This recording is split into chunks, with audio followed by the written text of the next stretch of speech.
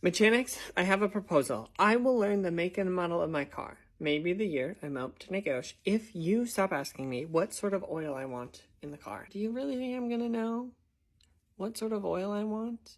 What are even my options? Shooter's choice. You have full creative control. I relinquish that unto you. I don't have the best track record with cars, okay? I went to get my winter tires placed, and 5 minutes later they called me back, and they were like, they are already on. So I guess I was taking a break from car maintenance that summer.